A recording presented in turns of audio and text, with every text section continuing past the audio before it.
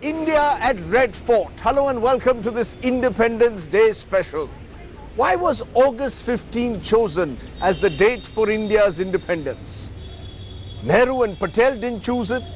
Gandhi was too involved in somehow trying to heal the wounds of a bloody partition. No, it wasn't any of our freedom fighters who chose that historic date. It was ironically the last viceroy of the British Empire, Lord Mountbatten, who chose the day to commemorate 2 years since that very day in 1945 that had defeated Japan. So even as they were exiting the country, Mountbatten wanted to leave the stamp of the empire on India's independence. Long years ago, we made a tryst with destiny, and now the time comes when we shall redeem our pledge. At the stroke of the midnight hour, when the world sleeps, India will awake to life and freedom. India was free.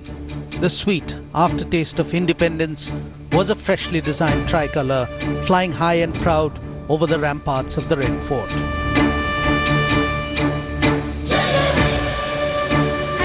The colour of happiness and freedom bursts out of these old black and white images. Captured in these visuals was a dream to build a new nation. Captured was a promise to walk strong, head held high. एक आजाद मुल्क में कोई बड़े सवाल हल नहीं हो सकते जब तक कि आम जनता का उसमें पूरा हल करने में सहयोग न हो और मदद न हो, क्योंकि पहला फर्ज आपका यह है, हमारा और आपका हर एक का, कि हिंदुस्तान की खिदमत कुछ न कुछ करें. The first ever Independence Day speech by an Indian Prime Minister was delivered at the Constituent Assembly. But a day later, on 16th of August 1947, Pandit Jawaharlal Nehru repeated the very same speech to address the nation from the Red Fort, setting off a tradition that continues. Because ever since and every year, each and every Prime Minister of India addressed the nation from the Red Fort on Independence Day. अपनी आजादी को मजबूत करना, कायम रखना. जय जवान, जय किसान. हम आजाद हैं 25 साल से, हमें अपनी शक्ति से बढ़ाना है. आसाम के विद्यार्थियों और Long is a journey of 70 years in human life terms, but for a nation it is still just the beginning. In India's youthful 69 years, 14 Prime Ministers have contributed to the journey to build upon the largest democracy that the world has ever seen. Now, it is the current Prime Minister, Narendra Modi, who is taking the baton forward as he prepares India for the next level of development to be the ideal model of a developed nation. हमारे देश की शक्ति को सदियों से संजोया गया है. हर युग में उसे नया निखार देने का प्रयास हुआ. समय की आवश्यकता के अनुसार भविष्य के सपनों को साकार करने की आवश्यकता के अनुसार उन्हें ढाला गया है, उन्हें पनपाया गया है और उससे चिर पुरातन परंपराओं के बीच नित्य नूतन संकल्पों के साथ यह देश आज यहां पहुंचा है. India on 15th of August 1947 was jubilant, but there were also practical challenges to deal with. To realize the aspirations of 30 crore Indians, there was also the open wound of partition that was raw and bleeding.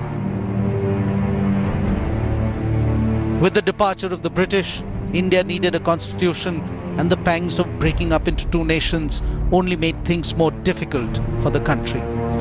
But then came the biggest blow of history at this critical moment for India. 30th January 1948, India's first Prime Minister Jawaharlal Nehru encapsulated the sentiments of the nation when he broadcast on All India Radio that a light has gone out of our lives.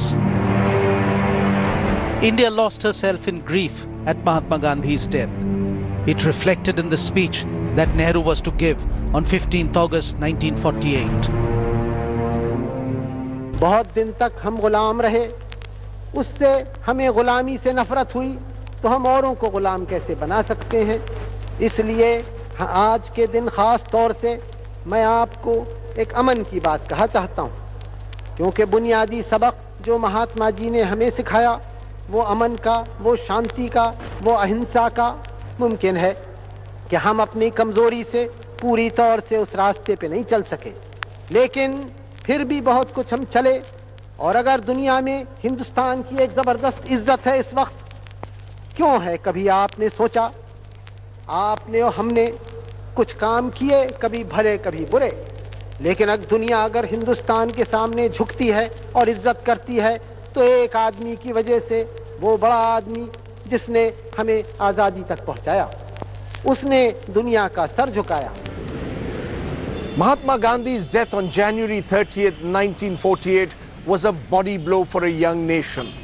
As Nehru put it, the light has gone out of our lives. For Patel, he had lost his mentor and guide. 30 crore Indians were in mourning. But ironically, in a time of grief, Nehru and Patel came together to build an India, to build a new India, a promise that they kept till the time Patel died. Dreams and expectations need hard work to turn them to reality. Sardar Vallabhbhai Patel worked tirelessly to ensure that most of the princely states opted to unite with India. Dr. Bhim Rao Ambedkar and the Constituent Assembly were busy writing a constitution for India. But for Pandit Nehru, the challenge was much bigger. He faced the Herculean task of feeding its millions, to try and put food on every plate, to heal the wounds of partition, to settle the millions of refugees who streamed in across the borders, and to stem the hate that seemed to have gripped the nation. मुल्क उठते नहीं हैं थोड़े आदमियों के ऊंची कुर्सी पे हुकूमत के बैठने से।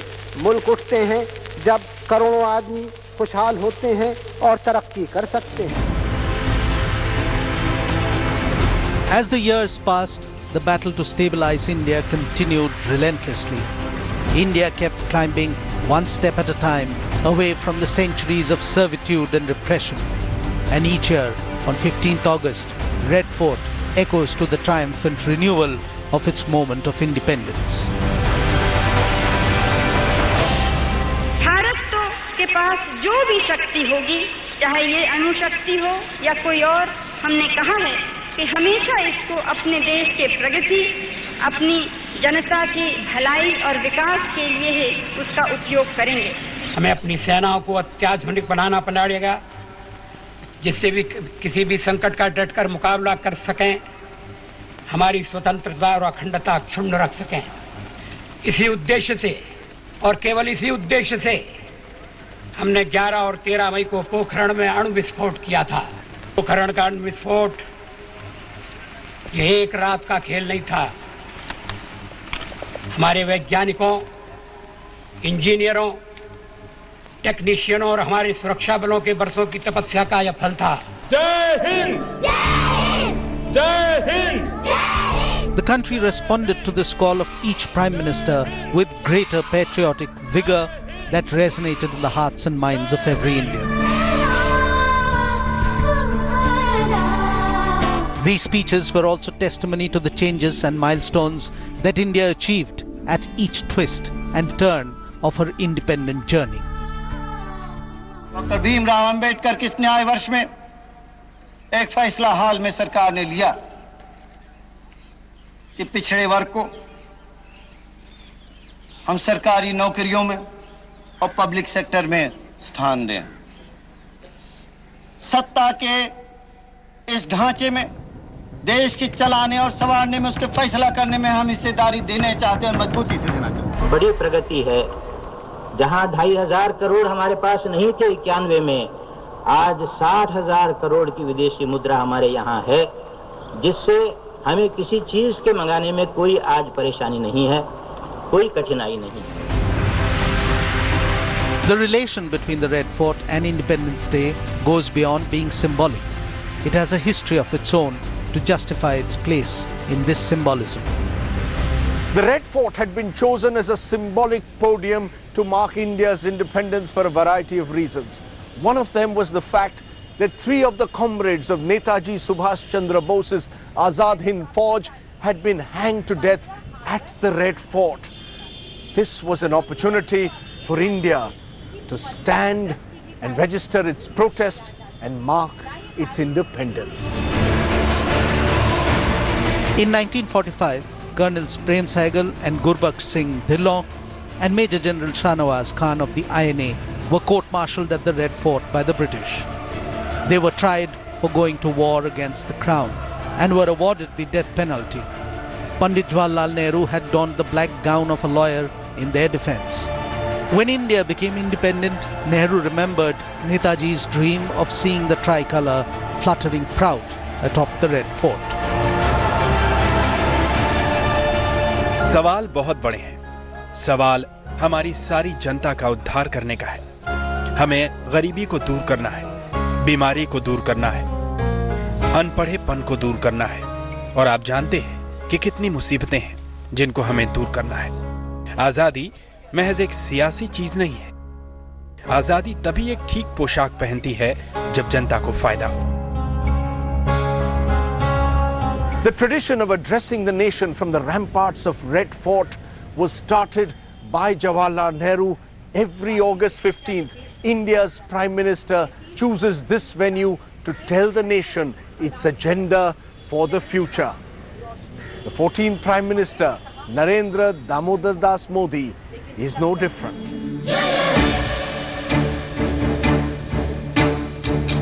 From Pandit Jawaharlal Nehru to Dr. Manmohan Singh and now Narendra Modi, each of them have carried on with this tradition and added their touch to India's growth. Startup India और देश के भविष्य के लिए stand up India. Startup India, stand up India. ये जो मेरा startup India का कार्यक्रम है, उसके और तो योजनाएं बनेगी, लेकिन हर ब्रांच ये संकल्प करे और आने वाले दिनों में पूर्ण करे कि अपने बैंक के ब्रांच के इलाके में हर ब्रांच जहां ट्राइबल बस्ती हो, वहां मेरे आदिवासी भाई को, जहां आदिवासी बस्ती नहीं है, वहां मेरे दलित भाई को, और हर ब्रांच एक दलित को या एक आदिवासी को स्टार्टअप के लिए लोन दें, फाइनेंशियल मदद करें और एक साथ देश में 1.25 लाख मेरे दलित उद्योगकार पैदा हो। इस देश में ट्राइबल बस्ती में मेरे आदिवासी उद्योगकार पैदा हो। As an independent country, India may well be 69 years young, but India as a civilization stretches back centuries into history.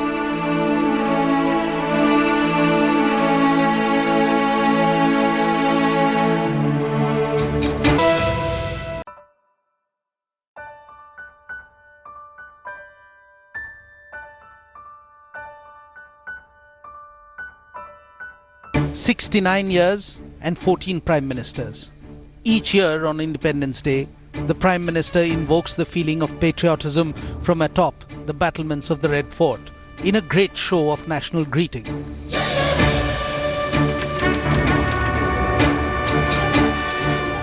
Nehru's first speech from the ramparts of the Red Fort continued for 90 minutes, and it outlined the need for big businesses, big dams, a roof over every head, and food for every citizen.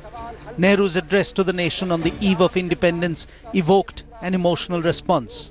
It left people of the newly independent nation overwhelmed.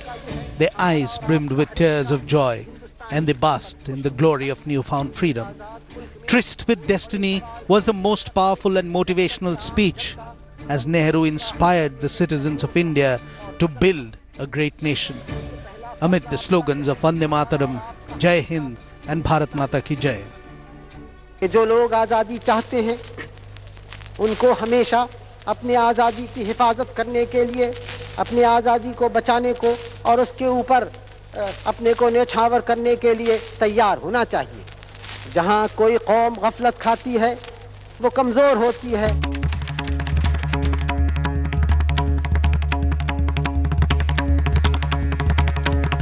Democracy took a giant step forward with the first general elections held in 1951-52 over a 4-month period. These elections were the biggest experiment in democracy anywhere in the world. At that time, the number of voters stood at 17 crores 50 lakh, out of which 85% were illiterate. The Indian National Congress won 45% of the total votes polled.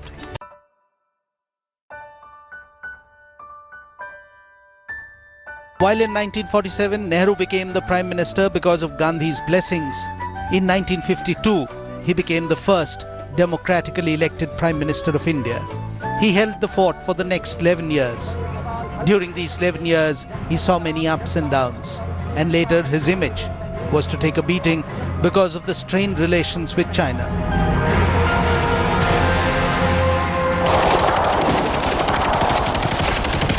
In 1962, the Indian-Chinese border disputes escalated into war, and Indian forces were beaten. The war had effectively broken Nehru and left him politically wounded. In Nehru's last speech from the ramparts of the Red Fort, one could almost hear the pain he felt. Nehru died in 1964, broken by China's betrayal in the 62 war. He was initially replaced by Gulzari Lal Nanda as interim Prime Minister. Nanda was then Minister for Home Affairs. But eventually it was Lal Bahadur Shastri who became a consensus candidate after a brief inner party warfare. Shastri restored India's valor and self-respect. For long years had Nehru stood firm, personifying India's hopes and its commitment to its democratic ideals. He was succeeded by a soft-spoken Lal Bahadur Shastri. When Shastri filled in Nehru's shoes, he too was troubled by elementary problems like shortage of food, unemployment and poverty. And he tried his level best to tackle them effectively. Almost every Prime Minister has wrestled with these challenges and worked towards making things better. आज का करोड़ों किसान अगर ये इरादा कर ले कि हम एक आंदोलन के रूप में खेती की पैदावार को बढ़ाएंगे तो समय बदल सकता है, हालत बदल सकती है। कुछ हमें गांधी जी की उस भावना को अपनाना होगा। जब हम आंदोलन चलाते थे, गांव-गांव में जाते थे, और आज इस बात की ज़रूरत है कि हम गांव में जाएं, हम खेत पर जाएं, हम अपने ऊपर ये जिम्मेदारी उठाएं कि एक देश के अंदर, गांव के अंदर किसानों में ज़्यादा से ज़्यादा पैदा करने का एक आंदोलन चला देंगे। मैं चाहता हूं कि हम सब आज उस भावना से प्रेरित हों। अगर हमने आज़ादी के बाद एक समाजवादी रास्ता पकड़ा तो इस जनता के लिए पकड़ा, और अगर आज भी लोग बैंकों में रुपया रखते हैं तो शायद जो सबसे गरीब हैं उनके पास तो रुपया रखने को नहीं है, लेकिन जो रखते हैं वो बड़े बड़े पूंजीपति केवल नहीं, लेकिन बहुत से छोटे लोग भी रखते हैं। खाली आज तक थोड़े से लोगों को उस रुपया का अपने लाभ के लिए उपयोग करने का मौका मिलता है। बस उस चीज़ को हमने रोका है। हमने किसी का रुपया नहीं ले लिया। हम नहीं चाहते कि जो रुपया लोगों ने रखा है वो किसी तरह से बर्बाद हो या फिजूल खर्ची हो या इस तरह से कर्ज दिया जाए कि वो वापस नहीं आए। ये कुछ नहीं करना चाहते। केवल ये कि जहाँ एक मुट्ठी भर के लोगों के को अख्तियार था कि किस तरह वो किस काम में लगाएं, वो उनसे हक लिया जाए और राष्ट्र के कामों में ये रुपया लग सके। इन 40 साल में देश के किसानों की पैदावार बहुत बढ़ी, 15 करोड़ टन पर पहुंच चुकी है। साथ में हम देख रहे हैं कि कपास की पैदावार, तेल बीज की पैदावार और दाल की पैदावार पर खास ध्यान देने की जरूरत है। Over the years, the Red Fort stood witness as prime ministers changed. While these spokesmen and women had varied views, their sentiments were just the same. And that is the reason behind everything that changed for the better in these 69 years. In 1947, India's population stood at 35 crores. Today, it is 133 crores. While the production and productivity of wheat crop stood at 51 crore tons in 1947, it is now 252 crore tons. And by 2017, the aim is to reach the figure of 270 crore tons. The contribution of industry in GDP stood at 16% then. It has gone up to 27% now.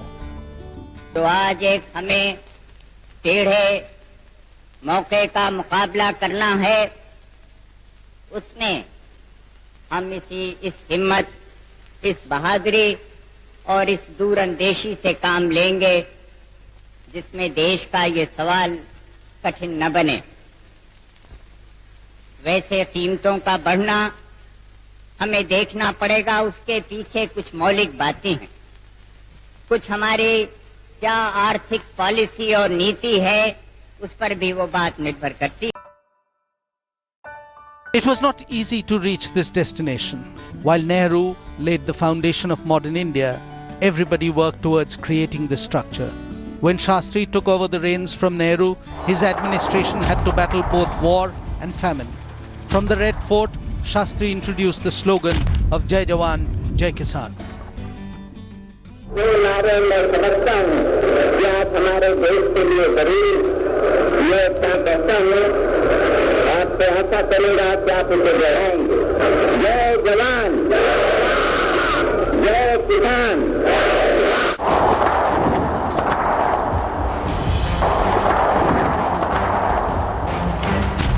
Post the 1962 Chinese aggression, Pakistan was under the impression that it could win a war against India. Shastri's diminutive physical stature was taken for India's weakness. But Shastri showed his mettle and successfully led India during the 1965 war with Pakistan.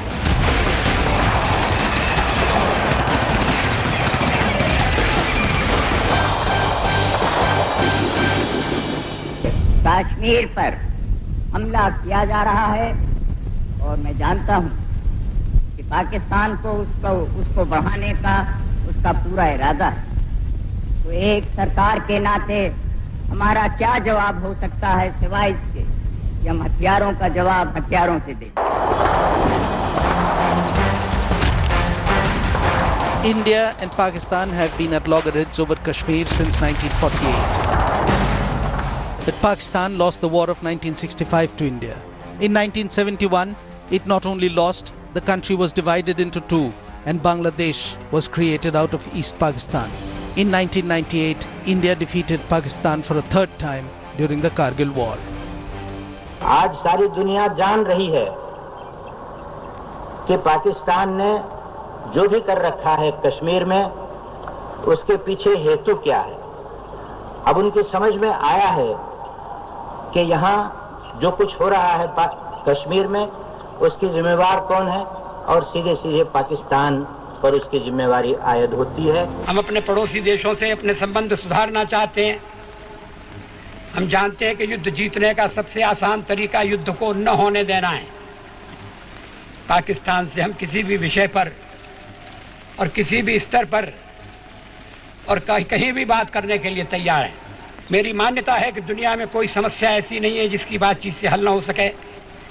इसलिए पाकिस्तान हो या चीन, हम सबसे मैत्री भाव से बातचीत करके आपसी समस्याओं का हल ढूंढने के लिए प्रयास करते रहे। पड़ोसी देशों के पास भी यही तो समस्या है।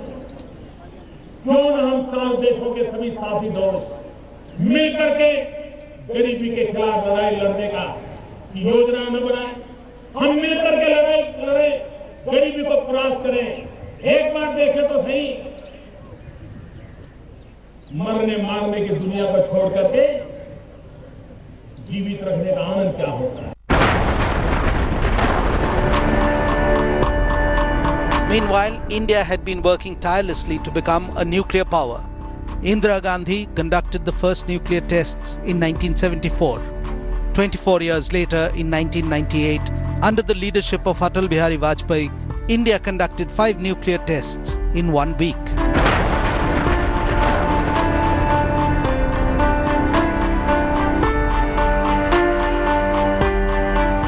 जो विज्ञान के क्षेत्र में एक विस्फोट किया, उससे भारत का आत्मविश्वास, आत्मबल बढ़ा। कुछ देशों ने हमारी निंदा की, कुछ गलत फहमियां फैली। हमारी स्वतंत्रता और अखंडता क्षुण्ण रख सकें, इसी उद्देश्य से और केवल इसी उद्देश्य से हमने 11 और 13 मई को पोखरण में अणु विस्फोट किया था। While on one hand India was becoming a nuclear power, on the other, the internal power struggles also went on. A year after making India a nuclear power, Indira Gandhi imposed emergency in 1975. All the fundamental rights were suspended, politicians who opposed Indira were put behind bars, and heavy censorship was imposed on media. This was widely seen as the darkest hour of India's democracy.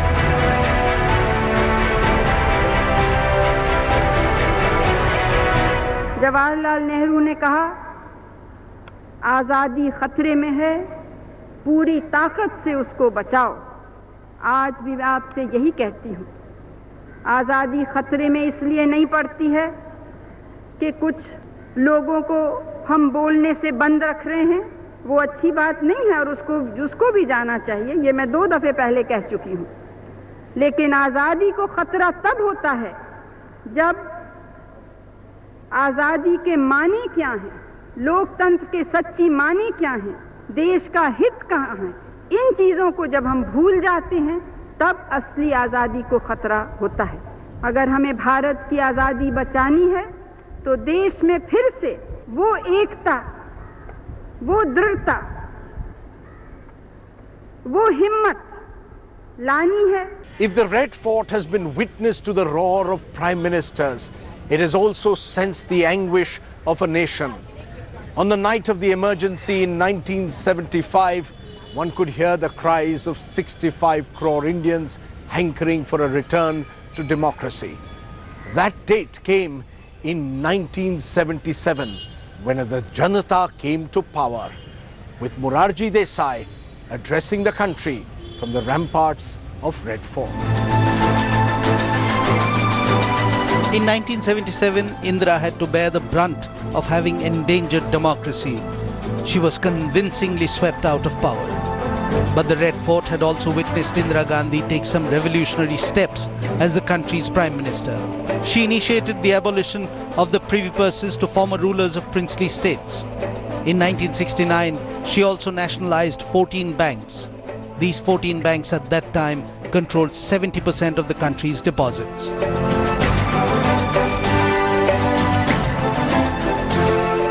जब ये bank का राष्ट्रीयकरण हुआ तो कुछ ऐसी हवा उड़ाई गई जैसे किसी वर्ग के खिलाफ ये काम हो रहा है। मैं साफ कहना चाहती हूँ कि हम किसी की हानि नहीं चाहते, हम तो चाहते हैं कि सब मिल के चलें। 45 years after Indira Gandhi nationalized the banks, Prime Minister Narendra Modi opened them for the Aam Aadmi. The intention once again to bring economic equality in the country. Nehru's ideals of mixed economy proved to be flawed in the Indian context, and coupled with poor management, it saw India spiraling down a disastrous course. In 1991, the Chandrasekhar government had to pawn the nation's gold reserves.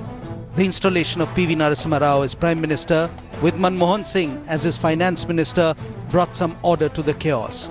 He opened up the Indian markets.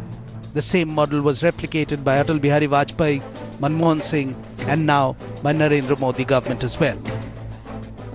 पंडित जी का रास्ता है विज्ञान और technology गरीब गरीब के घर तक पहुंचाने की।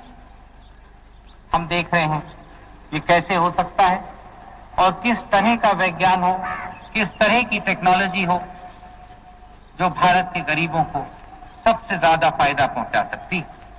92 में अपने पैसे से हम सारे कार्यक्रम जितने गरीबों के हो सकते हैं, गरीबी को हटाने के जितने पहलू हो सकते हैं, उन सारे पहलुओं पर हमने कार्यक्रम शुरू कर दिया है। पिछले कुछ सालों में देश ने जो प्रगति की है उसने मुझे नई आशा और विश्वास दिया है। कर्ज लेने वाला भारत आज कर्ज दे रहा है। हमेशा विदेशी मुद्रा की कमी से परेशान भारत ने आज लगभग $100 बिलियन विदेशी मुद्रा कमा ली। मैं कहता हूं आज आईटी देश के जन जन को जोड़ने का ताकत रखती है। इसलिए हम डिजिटल इंडिया के माध्यम से आईटी के धरातल पर यूनिटी का मंत्र को साकार करना चाहते हैं।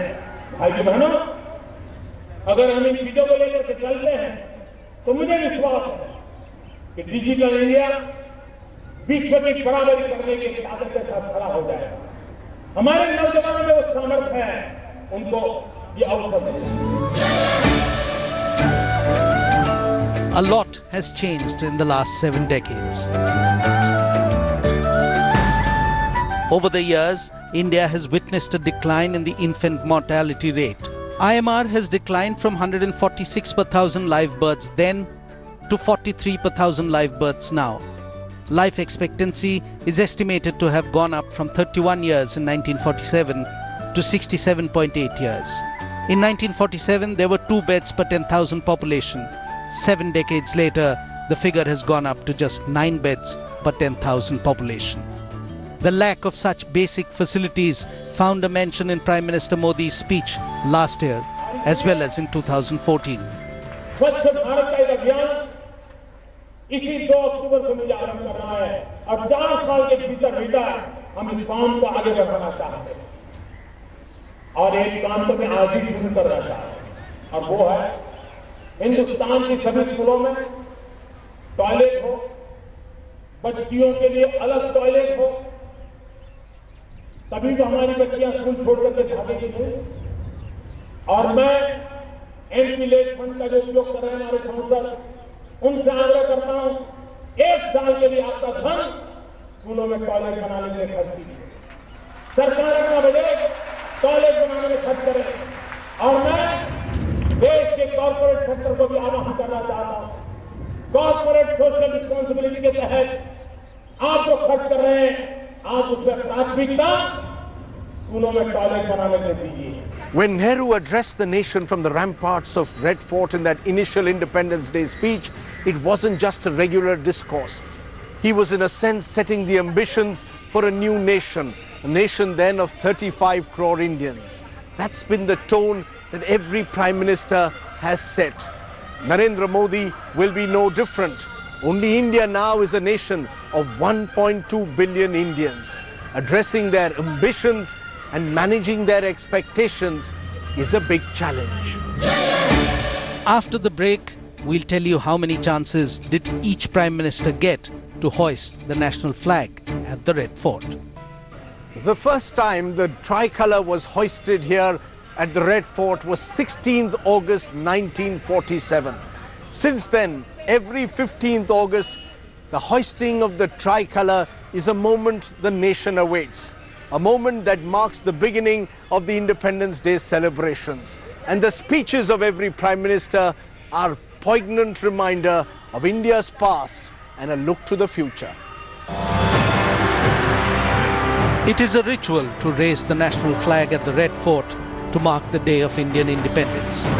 Over the last 69 years, the various Prime Ministers of India have done so and then given a speech to the nation. The Independence Day speech is significant because the Prime Minister of the moment uses the platform to talk about what India has achieved and what remains to be done. In a sense, the Prime Minister,